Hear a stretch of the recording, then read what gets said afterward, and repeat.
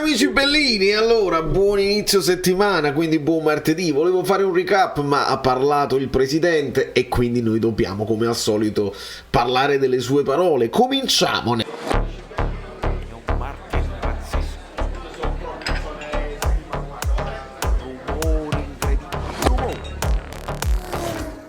Allora, amici bellini, Antonio D'Angelo, benvenuto sul canale, benvenuti a tutti i nuovi iscritti, quelli che lasciano i like, quelli che si dimenticano e poi lo lasciano alla fine, quelli che di cortesia sostengono questo canale ed è il mio piacere continuare a farlo possibilmente quotidianamente. Se manco qualche video controllate che magari ho fatto uno short. Oggi volevo veramente fare un recap della Serie A, parlare dell'Inter che sale, le romane che salgono, il Milan e la Juventus che scendono. Lo faremo domani. Mi è venuto anche in mente un video un po' particolare che potrebbe essere, non lo so perché, però ci sono dei giocatori simpatici e dei giocatori antipatici, ma calcisticamente parlando, e quindi vorrò fare un video del genere. Me lo ha ispirato proprio Mancini della Roma, perché è uno che non mi è stato mai simpaticissimo, lo dice Mazzoleni, Hamsik è il più antipatico di tutti. Quindi usciranno questi contenuti, iscrivetevi al canale, alla campanella, il canale Telegram eccetera. Allora,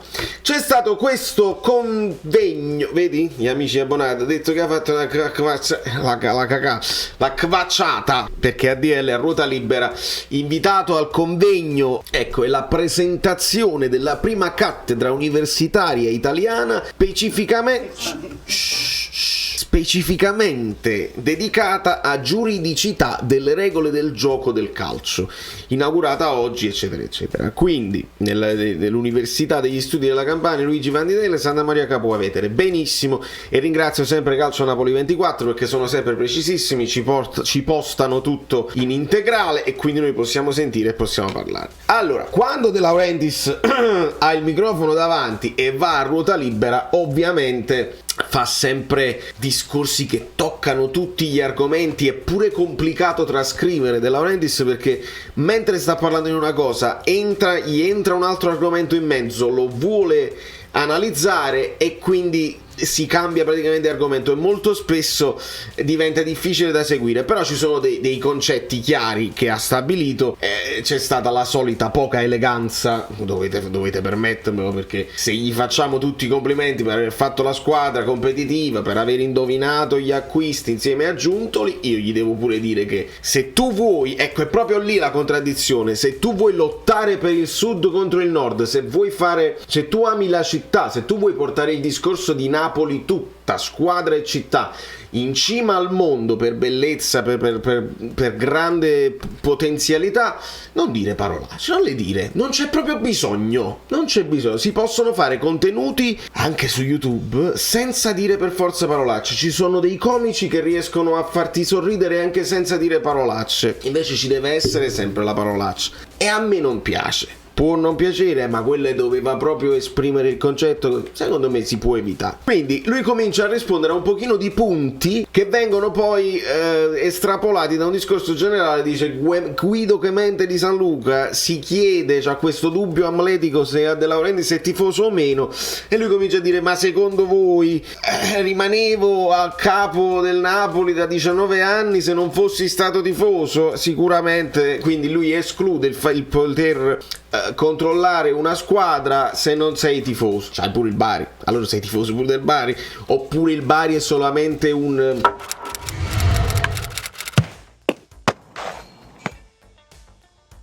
investimento che fai per poi rivendere e andare a zero. No, perché poi ci tiene anche al Bari, quindi non è una questione di essere tifoso. No, io non chiedo nemmeno che lui sia tifoso, non mi interessa. Io chiedo che lui punti a vincere, punti sempre a migliorare per il suo tornaconto personale, benissimo, per la nostra soddisfazione da tifosi, benissimo, per crescere, per far crescere il brand, per lasciare una legacy ai figli sempre più importante, perché no? Quindi a me non interessa che lui sia tifoso o no. Però lui dice di più, dico di più, sono tifoso anche di Napoli città, lotto per il sud contro il nord, e lo sappiamo. Il Bari, ecco, se il Bari dovesse poi salire in Serie A, lui dice lo cederemo, però lo cederemo a qualcuno che non vada poi a dilapidare tutto quanto ben fatto, quindi vuole scegliere bene le condizioni e lasciarlo a qualcuno che può mantenere il Bari in alto.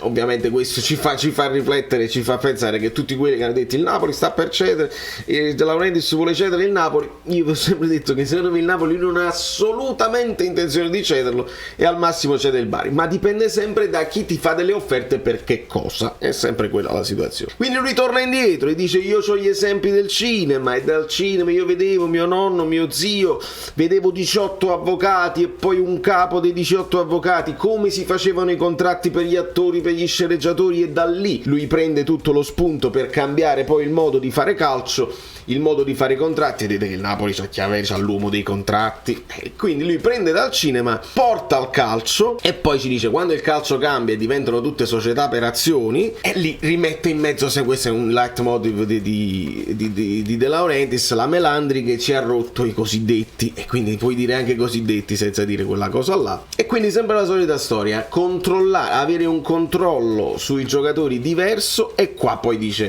una cosa importantissima e io condivido al 100%: i procuratori. Perché i procuratori devono avere tutto questo potere, che poi decidono e insistono sul giocatore che deve seccare la società, perché poi devono andare a fare altri soldi da un'altra parte. Quindi perché ci deve essere il limite dei 5 anni e non si possono fare i contratti più lunghi? Perché i procuratori hanno questo potere poi di muovere le pedine. Parla anche di Mino Raiola, e poi nel suo racconto del calcio che dovrebbe cambiare e che non cambia, la legge dell'81, quindi sono molti anni fa, dice: i giocatori possono crescere quando sono piccoli dalle piccole squadre, però poi la Serie A deve essere all'altezza, la Formula 3 non può stare in Formula 1. Con questi paragoni è sempre difficile cavarne un ragno dal buco, perché sono paragoni disomogenei e non si può fare. La Formula 1 come si fa? Ci sono le macchine, non ci sono gente che corre, insomma è proprio complicato fare un paragone del genere. Però sui procuratori io gli do ragione al 100%. E gli do ragione al 100% quando lui dice: io voglio la legalità, io punto sulla legalità, non voglio permettere l'illegalità. Lui parla spesso delle droghe, dei petardi allo stadio, e poi permettono però alla Lazio di portare la qualunque, con i rischi che abbiamo visto. E ritorna sempre al discorso degli hooligan, che è stato risolto, e adesso in Premier League ci sono i bambini che possono godersi la partita senza problemi. E poi parla degli ultra e dicono: se i bambini vedono i cori e sentono i cori, il Napoli siamo noi, quindi si riferisce per forza agli ultra, il bambino sente e capisce, passa un messaggio sbagliato. Qua parte un'ovazione in sala per De Laurentiis, ma non capiscono in sala che lui non sta dicendo il Napoli siamo noi come cosa bella così, sta dando addosso agli ultra che dice il Napoli siamo noi.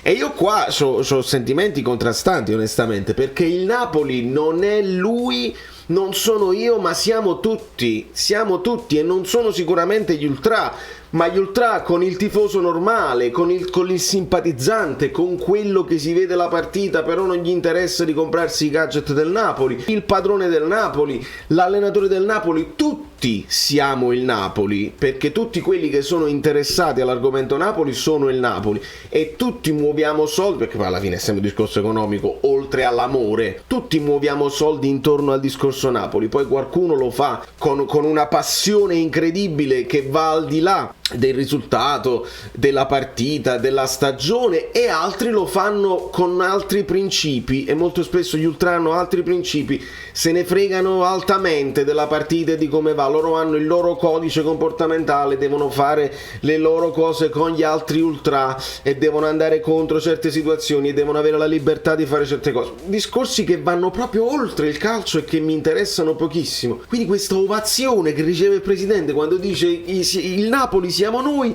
non lo so se è stata colta dalla sala in questo modo. Però andiamo avanti, si torna a parlare della Superlega. Lui dice che non vuole la Superlega, ma praticamente ci dice anche che non vuole la Champions, perché lui vuole un campionato europeo, praticamente una Superlega, però con il tutti contro tutti, non con le palline, con le estrazioni e con i sorteggi, tutti contro tutti, perché se sono arrivato tra i primi posti dei campionati europei poi devo poter partecipare contro tutti, più partite ovviamente. Come si fa però a inserire un campionato europeo? È complicatissimo, devi togliere Europa League, devi togliere Conference League, devi togliere la Champions, e vuole che la UEFA e la FIFA siano solo un segretariato dove tutto poi viene gestito da loro, dalle squadre squadre, quindi praticamente la Super League non cambia pochissimo, cambia solamente la questione del merito, che non sia più ad invito chiuso con le squadre che già hanno i loro tifosi, ma ci devi arrivare con la qualificazione. Non è nient'altro che una Champions League, però senza i gironi, così come ce l'ha descritta adesso De Laurentiis. Poi gli chiedono: la vinciamo la Champions? Lui dice: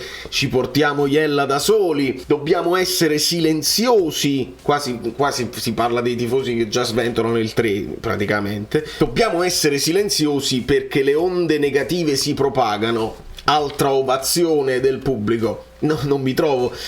Se uno è silenzioso, cioè se uno esulta già, dove stanno le onde negative? Anzi, dovrebbero essere onde positive. Tu già stai vivendo la gioia che vivrai a giugno. Se parliamo del segreto, se parliamo della legge d'attrazione, noi dobbiamo esultare, ci dobbiamo godere il percorso tutte le volte, perché non sono onde negative, anzi sono onde positivissime. La Iella è quando tu dici: oh loco, mo perdim, mo pigliamo gol, e lì succede. Quindi è tutto al contrario.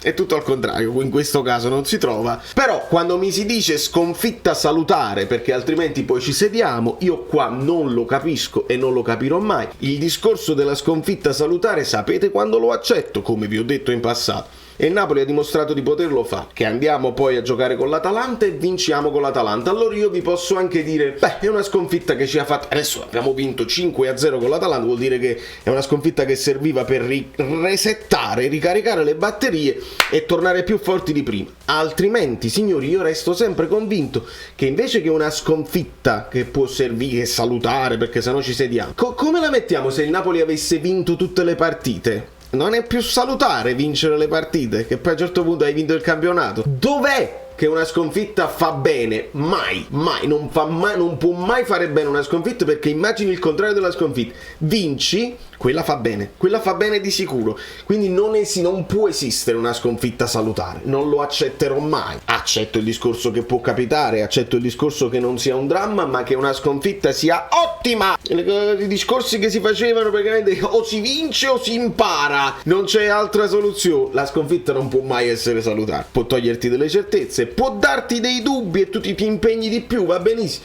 ma io preferisco vincere. Tu puoi anche vincere e parlare dei dubbi e impegnarti di più alla prossima, come il Napoli ha fatto in questo campionato. Vince, alla prossima vince di nuovo. È più salutare vincere, credetemi. E quindi lui dice: Sarri paraculo, poi dice che Kvara ha fatto una cacata. Si deve evitare, si poteva evitare di dire questa cosa di Kvara, che dà la palla a Vesino, che poi fa il tiro della domenica. Lui voleva pure spazzare, quindi ci sta tutta anche una narrativa di mazzo in questa partita, senza dubbio.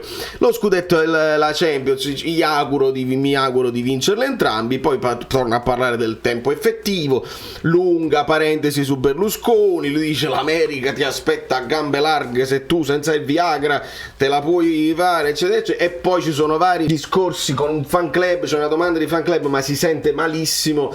Lui liquida la cosa, dici: ti faccio a te presidente, fai il presidente di tutti i fan club, e poi altre cose che non si capiscono bene, che si possono approfondire. In realtà mi interessa che si faccia un incontro, e se ne sta parlando, un incontro serio, però non in conferenza dove tu vai a ruota libera e ti fanno l'ovazione a qualsiasi cosa dici. Un incontro serio con i tifosi, con i rappresentanti degli ultra, che debbano avere le possibilità. Non puoi portare il tamburo? Benissimo, si urla lo stesso, si deve trovare un altro sistema. Perché non posso portare il tamburo? Il tamburo non è una cosa. Non posso portare i petardi? Giustissimo. Non posso portare la droga? Giustissimo. Ma il tamburo, le sciarpe, non mi fate portare le bandiere? Le sciarpe, che bella la sciarpata, si può fare anche la sciarpata. Quindi trovare una cosa dove non ti deve mai, la squadra non deve mai sentirsi mancare il supporto dei tifosi, e non possiamo mai accettare che poi arrivano 1000 tifosi della Lazio e gridano più di noi. Non si può proprio accettare. Quindi un bel incontro da De Laurentiis e i tifosi, e si va avanti così. E questa è la cosa secondo me più importante da fare, ed è importante che se ne parli. Per il resto, sui procuratori sono d'accordissimo. Sul Bari ve l'avevo detto che lui preferisce vendere il Bari e non il Napoli. Che lui sia tifoso a me non mi interessa, lui dice sì di sì, va benissimo. E poi la legalità, io sono sempre per la legalità. Sulla questione Superlega, campionato europeo, bisogna sempre vedere. E poi sul fatto che ci portiamo Iella da da soli. Non lo so, è un discorso un po' strano. Io credo che non si può fermare un'onda di entusiasmo che c'è in città, è difficile. Adesso questa sconfitta magari ci fa abbassare la cresta un pochino come tifosi. Io non credo che i giocatori si siano fatti prendere dall'euforia dei tifosi in città. Io penso che la partita capita, che non la riesci a sbloccare tatticamente e perdi, capita, oppure la pareggi, capita, è capitato, l'abbiamo analizzata nel dettaglio con i motivi e si va avanti perché come vedete non tutte poi dietro possono recuperarti punti, il Milan inciampa, ma ne parleremo domani estensivamente. Da New York Valerio Fluido è tutto, ADL parla, noi dobbiamo ascoltarlo e si vede cose positive e cose meno positive, e questo è il presidente che abbiamo, teniamocelo, perché poi non è detto che poi, perché i fondi sono tifosi. Sembra una parrucca, ma non è vero, perché vedi cambia. Ah, ma no, che meraviglia, io me li fai. Sono Saveri da soli. Dobbiamo arrivare a 20.000 iscritti, di cortesia, perché questo è l'anno. Avete lasciato i like. Niente più, dai, basta, sei cringe. Quante cose.